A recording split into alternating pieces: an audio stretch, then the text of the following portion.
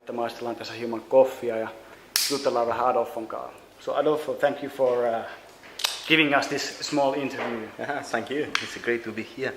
It's a great place to be in the middle of the winter. In the middle of the winter, in the floor, we're too cool for the sofas. That's why we're sitting on the floor. That's true.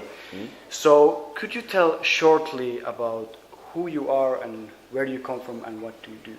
Yeah, who I am Adolfo Hurtado. I am a Chilean winemaker, born in 1970, and I have been working in Cono Sur actually for 12 years. So since almost the beginning of the company, 1997. Yeah. So I really, what else I can do?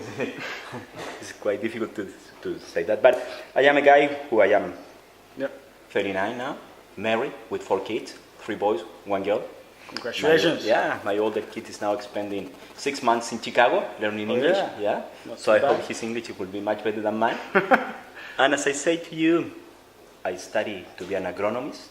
In Chile, to be a winemaker, you need to study a 5 years career. So in 3 years, making the specialization in agronomist, and the last 2, you make the specialization on wines. Okay, so you cannot just go like this and, I want to be a winemaker. No. It's 5 years that you need to study quite hard to be an enologist. And then when you finish your career, you need to do a special exam. And if you pass that exam, you are an official winemaker, not before that. All right. So you have to have the papers in Chile. Exactly. I am, if I'm not wrong, I'm winemaker number 267 in Chile. Really? Yeah. That's a good number. Which is not too much. No, it's not too many. Exactly. So you've been working how long for Cono Sur? Yeah, I joined Cono Sur in 1997, so it means 12 years now. Yeah. It was June 1997. Okay. So long time. A long time, and many changes in the company since we started. Many Finnish people, friends of the wine, know probably Cono Sur very well, of its very good value.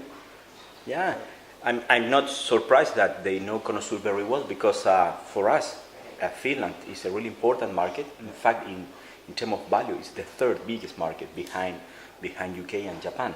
In the world? 3rd biggest? Yeah, 1st biggest in the world for us, so quite important market. And actually, we are the biggest brand from Chile into Finland. Oh yeah?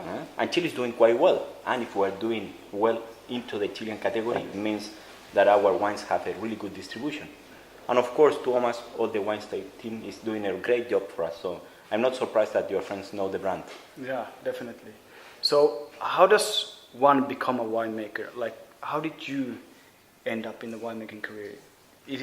Was it just like no. from studying and eventually you ended up? But as I explained to you before, you need to be first an agricultural guy. Yeah. So my mother and my father, from both sides, they have been really related with the agriculture. My father, coming from my grandfather's generation, he owns a farm in Casablanca Valley, which is one of the most reputed areas to grow in white wines and also Pinot Noir. And my mother's side is coming from Colchagua Valley, which is one of the best valleys to grow in red varieties in Chile. My grandfather used to be a winemaker also, so since I was a kid, I have no doubt that I want to be involved on the agriculture. Yeah. And then I I joined the university, and during the career, I looked like the winemaking will be my passion for the future. Okay. Have you been making wine outside of Chile? Anywhere? I have spent some time in Burgundy mainly, because Cono Sur is really related with Pinot Noir. Yeah. So my passion. Is that because of you, or? Is that no? Probably now yes, a little bit, but at the beginning it was because when Cono Sur was established, we bought a farm which is called Chimbarongo, which is located in Colchagua Valley, about 150 kilometers south from Santiago, and in Chimbarongo is where the first Pinot Noir was planted in Chile back to 1966. So since the beginning of Cono Sur, we started to produce Pinot Noir. And at the beginning it was a good quality Pinot. We put it under the Cono Sur varietal range. And then with the time, it started to be more and more popular. And it was in 1996 when our British distributor pushed us to produce the first premium Pinot Noir from Chile. Yeah. And for that, we try all the barrels in a blind tasting coming from that specific vintage, and we select the best 20 to be part of this project. And we call that batch the 20 barrels Pinot Noir. And this is how Cono Sur has been related with this variety. And actually, and with a lot of pride, I would say that potentially Cono Sur is one of the top 3 biggest producers of Pinot Noir in the world. Yeah. So last year we crashed something around 270,000 cases, 9-liter cases. So it means almost 3 million bottles, which is that's a lot for Pinot Noir. Exactly. It's a big amount. It's a big amount of Pinot Noir. So our passion and all the winemaker team in Cono Sur feel a lot of passion and a lot of friendliness with the Pinot Noir variety. So definitely. And you have done a good job with it. I think so. If I may say so. Yeah, with the 20 barrels quality now, with Osio, which is our icon wine, with all the Reserva, etc., I think we have been achieved a nice quality. Yeah. Now you have been working with Cono Sur for a long time. Now you're like the chief winemaker. How big is your team at the moment? Like working with the we are a team of 4 winemakers. It is me, and also it's Matias Rios, which is the guy who is really moving a lot of talent and a lot of creation on the wine style of Cono Sur. And also it's Cecilia Padilla, which is mainly responsible for the production of sparkling, and Guillermo Sanchez, which is more in charge of the viticulture side. So we're 4 winemakers, and between the 4 of us, we decide and we take all the decisions. We decide blends, wine styles, etc. Okay. So I'm sure you're traveling a lot, like in a year. How much do you travel, more or less? It's something like every 3 weeks. Every 3 weeks? Yeah. It's not too bad every 3 weeks. No, it's not too bad. So you've been to Finland quite many times? Yeah. And you like it? Many times, and I love it. And this is why I choose this country to spend my birthday in the last 4 or 5 years. Really? Yeah, I don't know how many times I have been here. When is your birthday? It's September 6th, so usually I used to come here in September. Okay. And the last 2 years we moved it to November. I don't know why. Probably because Francois is busy in September. Francois, damn it! That's his fault. But it's a country that I really like. The people from Wine State is great people. It's a young team like the Cono Sur one. Yeah. We're all getting older, of course, with the years. But eventually, yeah.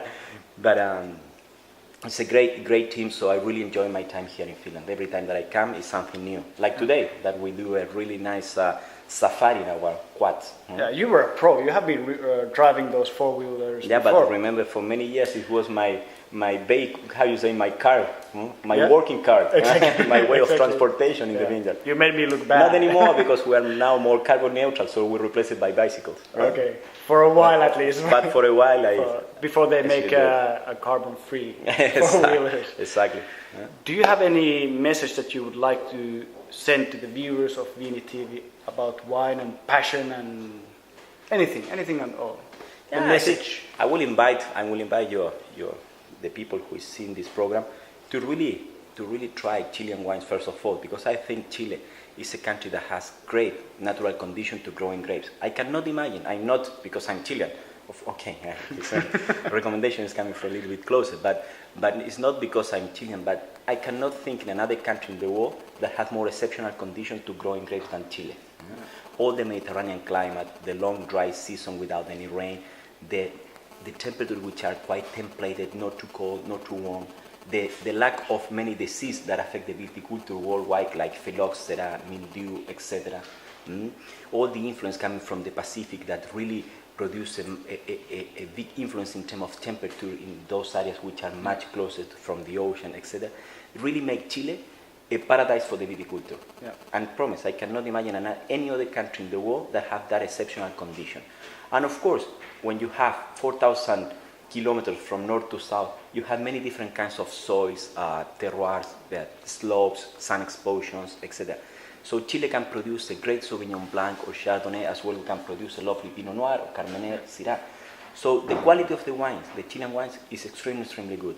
And if you decide to try Chile, try to try a bottle of Cono Sur, because I think we have done a really good job. So I'm pretty sure that will not disappoint anyone. Definitely. So don't underestimate Chile. Try his wines. He knows his stuff, and he's probably going to keep doing what you've been doing for a while. Yeah, and definitely. Hopefully improve it. Okay. Thank you so much. Okay. Thank you so much. Thank you. Joten kaverit, tukka märkänä saunasta lattialla tahkolla. Jatkakaa samaa mallia. Moro.